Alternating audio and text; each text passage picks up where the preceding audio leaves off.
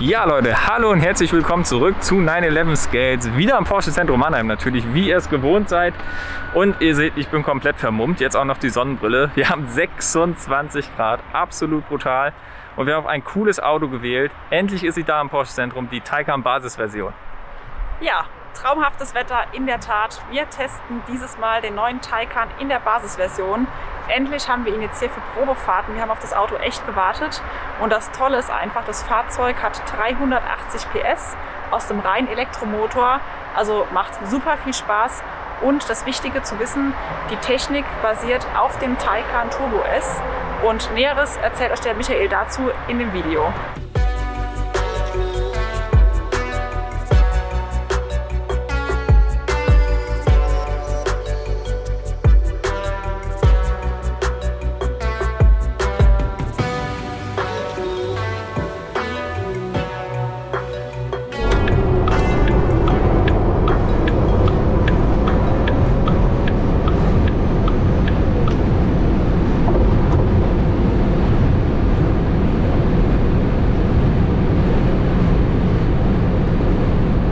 Ja, 380 PS, vollkommen ausreichend auf der Autobahn, super schnell. Björn hält schon wieder die Kamera, deswegen wieder die Maske. Wir sind gerade wieder auf dem Rückweg zum Porsche Zentrum. Ich bin jetzt einmal fix nach Lorsch wieder zurück, denn beim Porsche Zentrum haben wir gleich was richtig Geiles vor. Da ist was Nettes für euch vorbereitet. Aber vorher sprechen wir noch ein bisschen über die Basisversion. Weil ihr wisst ja, ich habe schon mal ein Konfigurator-Video dazu gedreht, so ein News-Video, und ich war richtig hyped bei dem Auto und die Erwartungen sind vollkommen übertroffen. Also hier, das Fahrzeug hat recht wenig Ausstattung, kein Sport Chrono, Performance, die Performance Batterie Plus, was finde ich auch wichtig ist, aber auch keine Assistenzsysteme oder so, aber fährt sich genial. Hier auf der Autobahn das Stahlfeuerwerk auch verbaut, nicht Luftfederung. Ich spüre fast keinen Unterschied, das ist krass. So, und jetzt zeige ich euch mal was hier auf dem Display, wenn ich nämlich den Rekuperationsmodus anmache. Hier, zeige mal gerade. Da ist er dann geradeaus. Jetzt machen wir ihn mal auf Auto. Und das Fahrzeug hat keinen Radarabstandshalter, aber wenn ich jetzt mich hier hinter das Fahrzeug hänge und vom Gas gehe, da bremst er von alleine ab, als hätte er einen Abstandshalter da.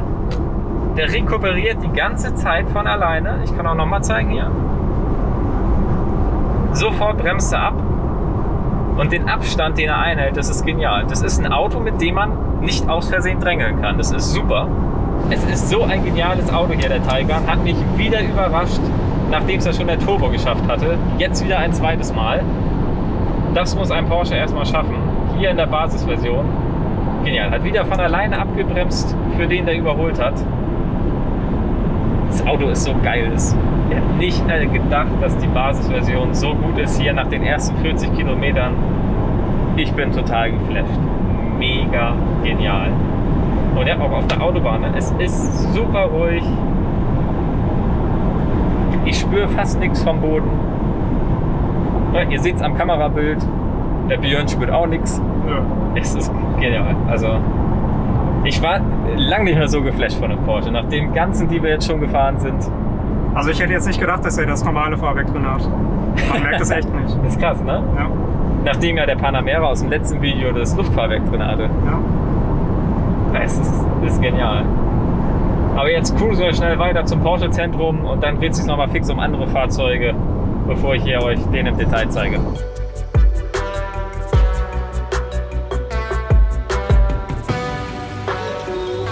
Ja Leute, da sind wir am Porsche Zentrum und ich würde mal sagen, der Björn schwingt jetzt mal nach vorne. Es ist angerichtet. Ja, GT3 RS, GT3s, alle draußen. Eine richtig geile Idee hier vom Verkaufsleiter. Alle rausgefahren und jetzt machen wir schön Bilder. Ich zeige euch die noch mal ein bisschen, weil das muss man einfach genießen. Ja, ich hoffe, ihr seid gut unterhalten hier auf dem Kanal. Lasst gerne einen Daumen oben da und auch ein Abo da. Es ist unglaublich, was das Porsche Zentrum hier aufbietet. Genial.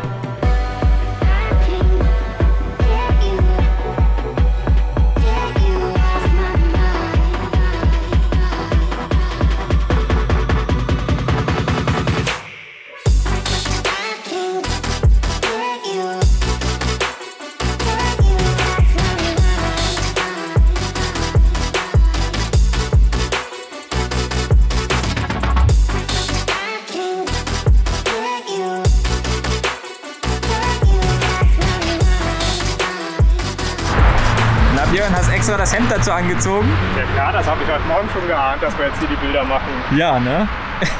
Also besser geht nicht. Sehr gut. Ich habe auch das passende Hemd an. Zu dem und zu dem. Der ist auch ganz günstig. Es ist krass, oder? Wir haben, was haben wir denn eigentlich? 2 GT3 RS 991.1. Den kennt ihr schon, den kennt ihr auch schon. Dann haben wir 2 GT3 RS 991.2. Der weiße mit Weissachpaket. Magnesiumräder, krass. Lizardgrün haben wir natürlich auch am Start. Auch Weissachpaket, aber keine Magnesiumräder. Ja, und jetzt haben wir die ganzen GT3s hier. Das Fahrzeug ganz frisch eingetroffen. Handschalter. Dann hier komplett in schwarz. GT Silber Metallic, den kennt ihr auch schon. Und den Graphit Blauen GT3 Touring. Irre, was hier abgeht gerade beim Porsche Zentrum. Ich habe hier noch nie so viele GT-Fahrzeuge gesehen. Das ist echt krass. Und auch nochmal sorry für die Maske hier auf dem Gelände. Ist einfach Maskenpflicht. Da kann ich nicht viel dran ändern. Deswegen drehe ich jetzt das Mikrofon um und dann gucken wir uns die hier mal fix gemeinsam an. Ja, natürlich ganz wichtig zu erwähnen, der Hauptteil der Fahrzeuge ist zum Verkauf. Also natürlich ist das hier eine ganz realistische Consumer Advice, sag ich mal so. Wer sich gerade im Markt befindet für ein GT-Fahrzeug hier im Porsche Zentrum Mannheim, habt ihr die Qual der Wahl. Es ist einfach nur brutal. Aber ja, da muss man erstmal Glück haben, sich das leisten zu können. Deswegen jetzt wieder Content für uns normale Menschen. Den habe ich euch schon gezeigt. Ist ein geiles Teil. Roten Streifen finde ich, ja, kann man abmachen, aber da hat ja jeder zum Glück seine eigene Meinung drüber. GT Silber Metallic, ganz klassisch, auch 918 Spider Schalensitze, Clubsportpaket. Hier links das schwarze, auch Clubsportpaket, aber die klappbaren Schalensitze. Die sehen ein bisschen anders aus, zeige ich euch fix. Hier, wenn ich da reingehe, dann seht ihr diese Mittelstreben. Merkt euch die mal fix, wie die aussehen. Und hier sehen wir die anderen Mittelstreben, weil ja, die nach vorne zu klappen hat einen kleinen Vorteil, wenn man das Fahrzeug mal putzen muss oder was mitnehmen muss, dann wird das hier mit denen tatsächlich schon recht schwer, weil ja, ne, ihr seht, wo die Tür ist, ihr seht, wo die Säule ist von den Fenstern.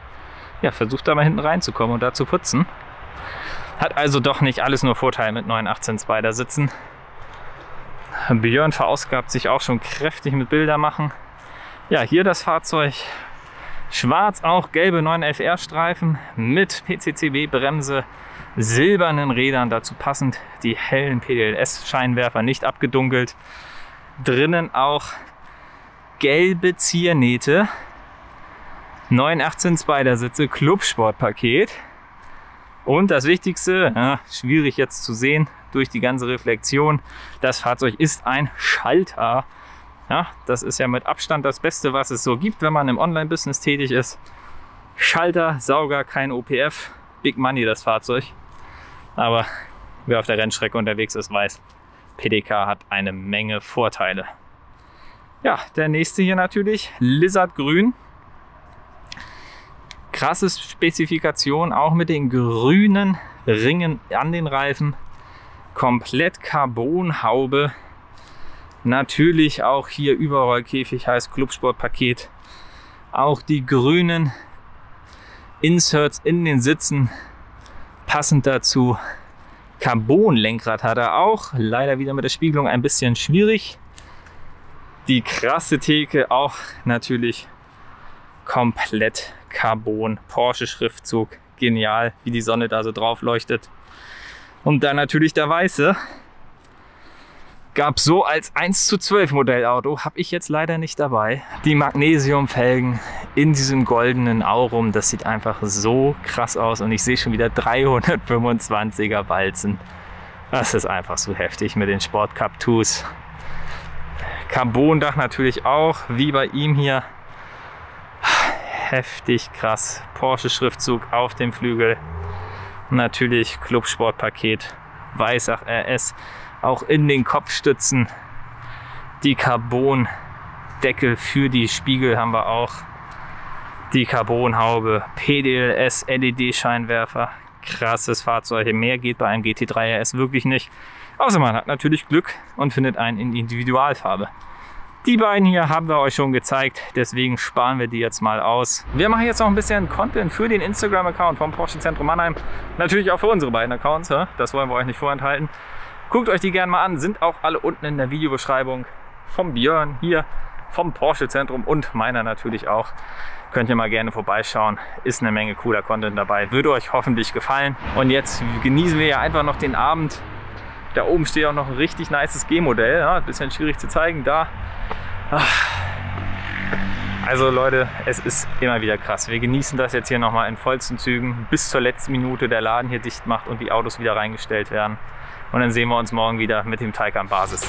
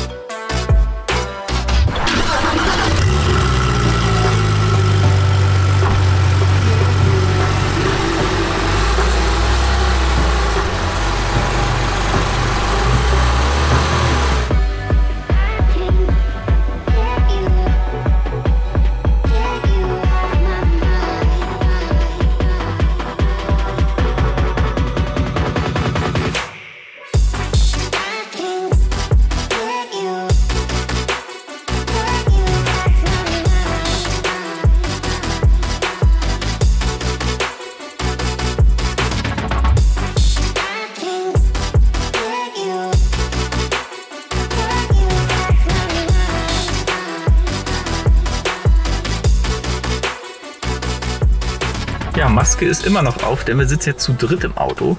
Wir haben den Jonathan dabei, der sitzt hier hinten auf dem Kindersitz, auch das geht im Taycan.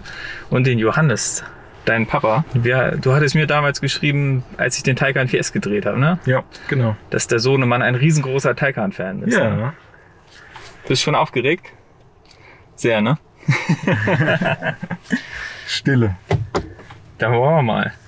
Erste Mal. Nee, du bist schon Porsche gefahren, sagtest du? 911. Aber für einen Sohnemann ist das erste Mal. Und das UFO bewegt sich und klingt. Dieser Klang, der ist toll. Warum magst du denn den Taycan eigentlich unbedingt? Ich finde es einfach toll, weil der halt so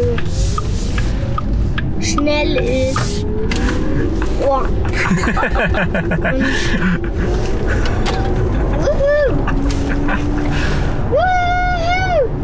Magst du gerne Achterbahn fahren? Ja.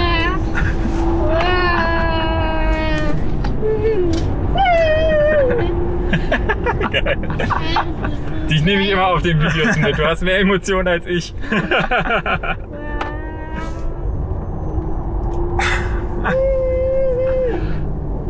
Mega.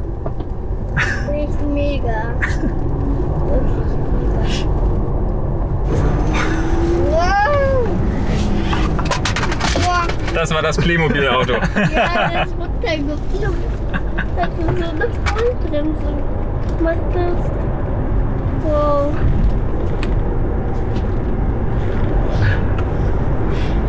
Ja. Toll. Jetzt musst du dich mal festhalten. Ja. Das ist jetzt natürlich keine richtige Launch Control. Hältst du dich fest?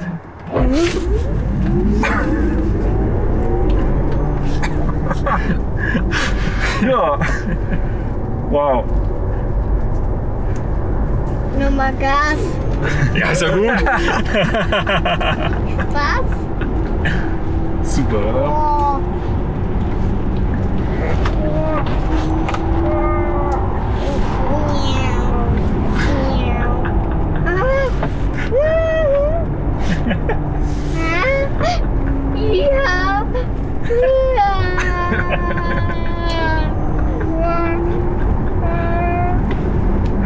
Klebt ja echt auf der Straße. Das ist ja verrückt. Das sind ja keine Sportreifen. Ne? Ja, trotzdem. Das ist Wahnsinn. Da kann ich mir die sportlichen Aufnahmen ja schon eigentlich schenken. Der Jonathan beschreibt das eigentlich am besten. Es bringt Spaß und es ist einfach nur witzig. Wow. Das ist auf jeden Fall cool. Kannst du noch mal kurz Gas geben? Ja.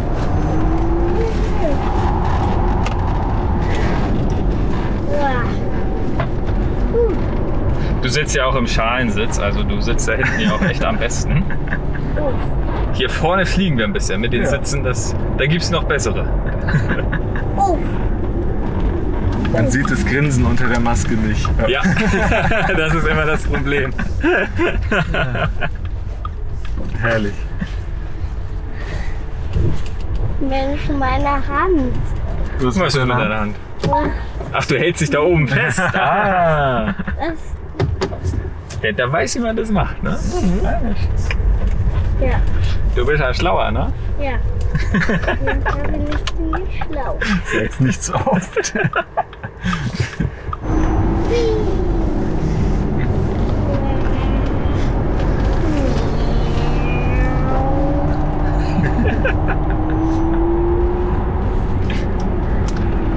So ein Spaß.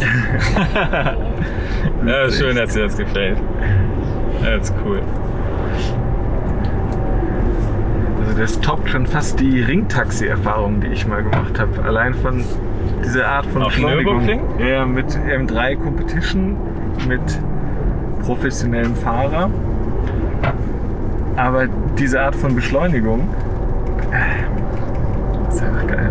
Wobei man muss ehrlich sein, wenn du jetzt auf die Zahl guckst, ist es nicht so krass. Nee, aber es fühlt sich halt anders so, an. Es fühlt sich irgendwie direkter an einfach.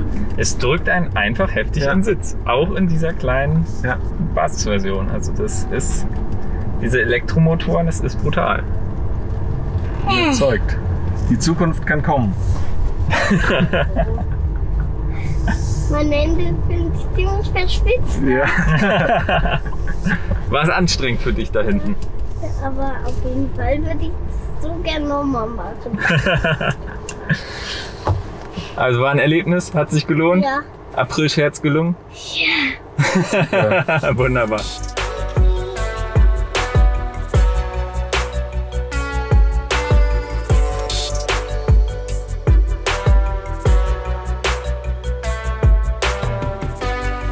Ja, viel besser kann es eigentlich wirklich nicht sein.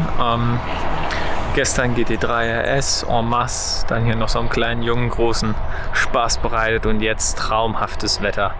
25 Grad am 1. April. Unglaublich. Und der Taycan sieht einfach so gut aus, auch in der Basisversion. Sieht genauso aus wie der 4S. Und der hier hat auch eine spannende Ausstattung. Nachdem ich ja schon so tief im Konfigurator bin, kann ich jetzt hier sagen, was ich anders gemacht hätte. Also außen ist das Fahrzeug einfach komplett schwarz in der Serienfarbe. Wir haben die Turbo-Aero-Räder. Das finde ich sind auch im Konfigurator die beste Wahl. Bei den noch besseren Rädern muss man halt dann ja die PCCB-Bremse oder die PSCB-Bremse dazu nehmen. Das ist dann gleich immer schön teuer. Vorne haben wir auch ganz normal die LED, die Serienscheinwerfer. Es gibt die dann natürlich noch mit PDLS oder dann noch die Matrix-LEDs mit PDLS Plus und abgedunkelt. Wird dann aber auch recht sehr schnell teuer, was nicht zur Basisversion passt. Worüber man durchaus drüber nachdenken kann, sind die normalen mit PDLS. Die lenken dann mit und haben dann auch eine Lichtreichweitenregulierung und so weiter. Ist ganz nice. An der Seite haben wir die manuelle Ladeklappe. Finde ich, ist auch die bessere Wahl als die elektrische. Da klatscht man einfach drauf und sie ist offen. Ja, wir haben die ganz normalen Türöffner, wie wir sie vom 11er kennen. Wenn man das Fahrzeug verschließt, legen sie sich an. Und wir haben die Seitenscheibenleisten auch in Schwarz-Hochglanz. Das sieht einfach noch diesen kleinen Ticken besser aus als die normalen und kostet auch wirklich nicht viel Geld. Obendrauf haben wir das Panorama-Glasdach. Das ist etwas, was ich bei einem Basis-Taycan nicht empfehlen würde. Das macht zwar echt eine Menge her und sieht nice aus. Das normale Dach ist aber auch schön. Das hat wie beim GT3 RS da so eine Welle drin und das sieht halt richtig cool aus. Passend zur Motorhaube, wo auch vorne diese Welle drin ist. Und hier, das Ding kostet einfach sehr viel Geld, dieses Panorama-Glasdach. Und als Fahrer hat man recht wenig davon. Bei einer Basisversion kann man wirklich drüber nachdenken, das wegzulassen. Hinten haben wir den normalen Porsche-Schriftzug und den Entfall der Modellbezeichnung. Hier beim Taycan würde ich sogar empfehlen, lasst die Modellbezeichnung. Die ist einfach Taycan. Das ist so schön wie die 911 beim 911. Das ist auch wunderbar, sieht klassisch aus, passt sehr gut zu dem Auto. Ja, und das war es eigentlich auch schon am Exterieur. Mehr gibt es gar nicht hier zu sagen. Wir haben natürlich performance-technisch die Performance Batterie Plus drin. Das heißt, das Fahrzeug hat ein bisschen mehr Leistung und kommt auch dementsprechend weiter. 385 Kilometer angegeben, sind aber auch problemlos über 400 Kilometer drin. Ja, hier im Interieur die ganz normale Serienausstattung mit den 8 Wegesitzen elektrisch. Die sind halt ganz cool, weil sie voll elektrisch sind, bieten aber recht wenig Seitenheit. Macht das Ein- und Aufsteigen sehr angenehm. Beim sportlichen Fahren ist das aber, kann man ruhig sagen, kritisch. Lenkrad, das ganz normale, nicht das GT Sportler-Lenkrad, ist auch vollkommen in Ordnung zum Fahren. Ich mag das, wenn das einfach ein bisschen dünner ist. Persönlicher Geschmack von mir. Haben auch den normalen Tempomat, auch Standard bei einem Taycan drin. Und ja, auch dasselbe schöne Display wie im Turbo und Turbo S oder 4S. Man hat da wirklich keinerlei Abstriche. Hier in der Tür ist natürlich jetzt gar kein Leder, ist aber dieses schöne Fabrikat hier, was sehr hochwertig wirkt. Und auch die normalen Türöffner sind sehr schön. In dem 4S-Video, da waren die zum Beispiel in Dark Silver. Den Unterschied spüre ich tatsächlich sehr wenig. Da muss man sich schon wirklich, ja, muss man eigentlich wissen, dass es das gibt, um das dann auch wirklich festzustellen. Hier Standard-Soundsystem, ihr wisst, ich bin da nicht so der Fan von. Es funktioniert gut, man hört die Musik klar und deutlich. Bose finde ich halt einfach ein bisschen schöner, ein bisschen mehr Einstellungsmöglichkeiten. Burmester, ja, sag ich mal, sprengt natürlich direkt das Budget von der Basisversion. Ne, die ganzen Einstellungen hier, auch alles elektrisch und die Spiegel, so wie es sein soll. Man könnte die Spiegel natürlich auch noch automatisch abblendbar haben. Und natürlich auch noch mit dem Spurwechselassistent drin. Hat dieses Fahrzeug hier nicht. Und beim Taycan ist es für mich tatsächlich ein Must-Have-Spurwechselassistent, auch wenn die Spiegel das sehr gut machen. Hier ist die B-Säule und direkt daneben ist euer Kopf. Wenn ihr nach links guckt, seht ihr die B-Säule. Das ist dann wirklich ein bisschen schwierig und der Spiegel, der hat eigentlich keinen toten Winkel, aber trotzdem, das macht es einfach angenehmer. Hinten natürlich auch wieder alles Taycan-typisch. Ja? Wir haben hier die 4+1 Sitzanlage, das heißt, wir haben hier noch einen extra Anschnaller und eine extra Kopfstütze. Sonst tut sich da aber nichts. Wir haben auch die normale Klimaanlage, das heißt, hier hinten haben wir keinen Touchscreen, was auch nicht weiter schlimm ist bei einer Basisversion. Ja, was würde ich jetzt hier bei der Konfiguration zum Beispiel anders machen, auch wenn das Fahrzeug jetzt so sehr stimmig ist. Es hat auch noch sowas drin wie den Surround View Parkassistent. Ja, ist geil, wenn man das Auto von oben sieht und einfach, das hat auch einen mega Wow-Effekt, dieses Feature, aber es ist halt auch einfach teuer. Ich wäre dann tatsächlich so einer. Abstandsregeltempomat hat dieses Fahrzeug hier nicht. Auch wenn man da viel mit rumspielen kann mit der Regeneration, gibt es 2 Möglichkeiten. Entweder hat sie auf Auto, dann bremst er von allein ab, oder man wählt sie manuell an über den Lenkradschalter, dann bremst das Fahrzeug auch von alleine ab. Der Abstandsregler macht es aber einfach ein bisschen angenehmer. Ja, das fährt einfach von alleine und da wäre mir das dann zum Beispiel wichtiger als das Surround View. Panoramadach ist genau dasselbe, das wäre für mich das Budget dann für die Lederausstattung. Ist einfach ein bisschen schöner, gerade auf der Tür und auch oben auf dem Armaturenbrett, wenn da noch so ein bisschen die Ziernähte zu sehen sind, ist das was Feines und das Glas da wirklich, wenn man drin sitzt, man merkt davon sehr wenig. Aber gut, das ist natürlich jetzt hier meine Meinung und die steht zur Diskussion. Ich bin gespannt, was ihr unten in den Kommentaren dazu sagt. Wir haben es jetzt hier traumhaft. Da haben wir eine richtig geile Straße. Die jagen wir jetzt hier den Taycan mal hoch.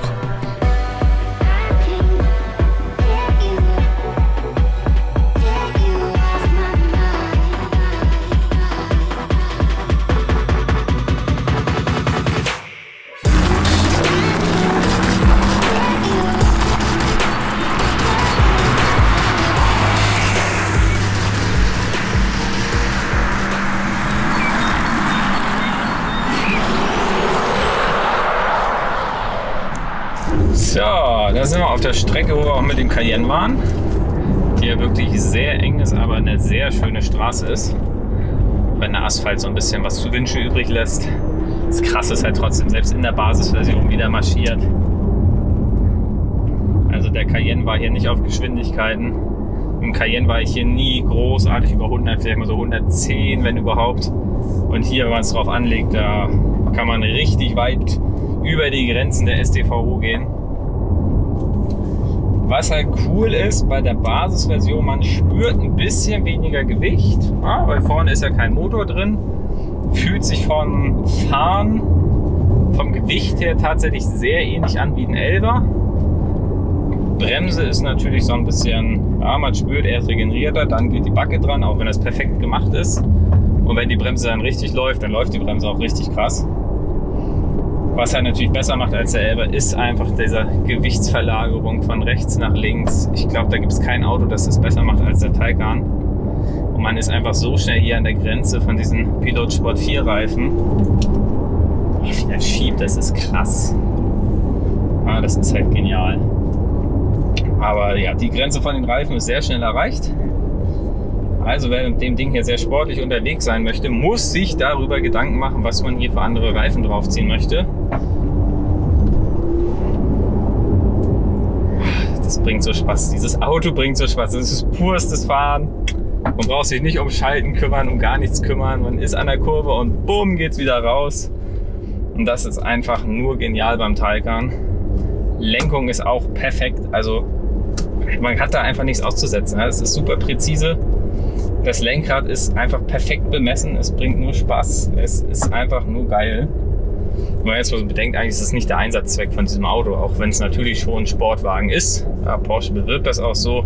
Und ich sehe es eigentlich auch so. Es ist halt der Elektrosportwagen. Es ist am Ende trotzdem Daily Driver mit einer unheimlichen Effizienz. Also wir waren hier heute eigentlich viel sportlich unterwegs, auch Autobahn 200 und so. Und wir sind bei 28,1 Kilowattstunden auf 100 Kilometer seit gestern. Das ist exakt, wirklich exakt die Werksangabe. Und man kriegt die problemlos niedriger.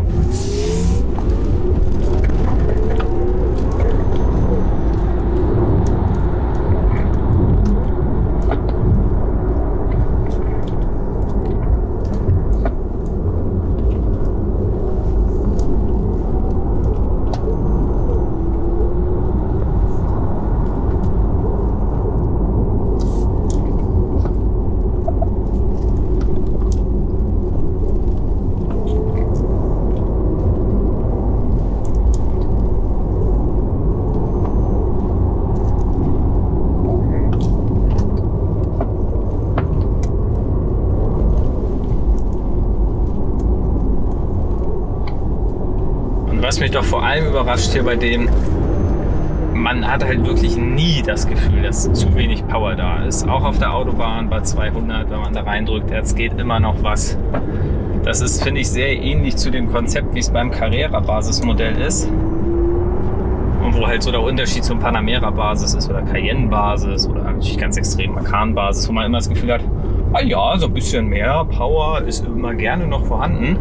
Möchte man immer gerne noch, aber hier bei dem, die 380 PS sind wunderbar. 5 Sekunden auf 100 ungefähr. Ist natürlich jetzt nicht brachial schnell. Das Auto, da merkt man, es wiegt halt was. Und das muss erstmal in Bewegung kommen, aber es ist immer noch dieser Elektrokick. Und dieser Elektrokick, das ist so, wir fahren ja ein Auto mit 380 PS und man hat so das Gefühl, ich habe ein 500 PS Auto.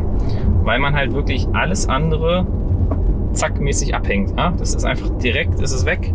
Auch an der Ampel ist es immer ganz extrem. Ja? Da braucht man wirklich kein kräftiges Elektroauto für. Hier mit den Taycan, man macht jetzt einmal Hup, zack, ja, das war's. Man kann problemlos alles überholen. Es ist super genial. Also hat es wirklich das Gefühl, dass das Auto viel mehr Kraft hat, als es eigentlich ist. Und wenn man da auf den Tacho guckt, merkt man so, ach ja, okay, gut, ist doch nicht ganz so schnell, wie es sich anfühlt.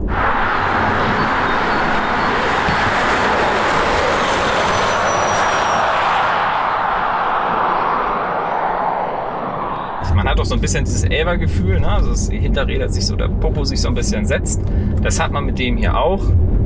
Wobei natürlich das Gewicht nicht auf der Hinterachse ist, sondern wirklich tief im Boden. Aber man kann einfach reinlaufen und zack, zack, zack. Hier, das war hoppala, zack. Einfach nur brutal. Das ist halt ein echter Sportwagen. Das bringt einfach so viel Spaß. Ich bin gespannt, ob es beim Cross Turismo auch noch so richtig das Sportwagen-Feeling ist. Weil der Cross Turismo, ich war jetzt mal im Konfigurator und wenn man hier halt so einen nimmt, wie ich den ausgestattet habe, damals in meinem Video, da wäre es tatsächlich schlauer, jetzt schon den Cross Turismo zu nehmen, auch wenn er dieselbe Power hat, hat Allrad und hat halt mehr Platz drin. Und kriegt auch noch das Luftfahrwerk serienmäßig. Da ist so das Preis-Leistungs-Verhältnis zum Cross Turismo besser und da bin ich gespannt, ob der sich tatsächlich noch genauso sportlich anfühlt wie hier das Basismodell vom Taycan.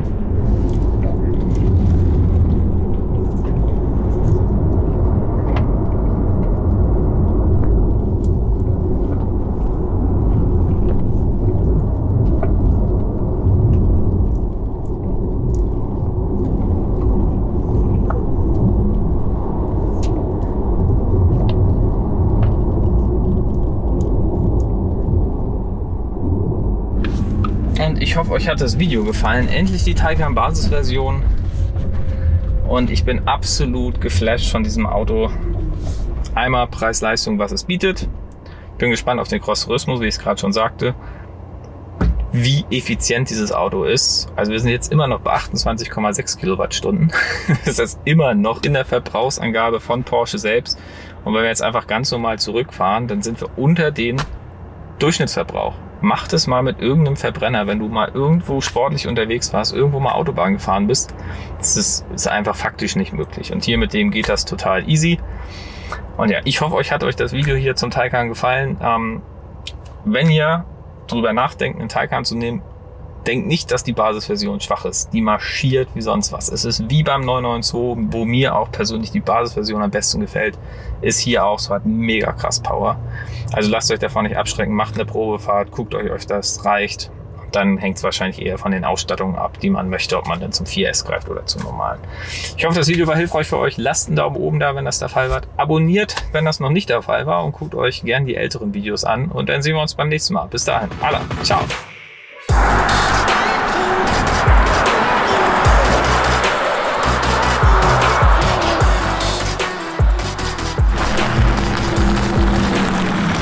Was geht ab? Wie sieht das aus? Sieht gut aus?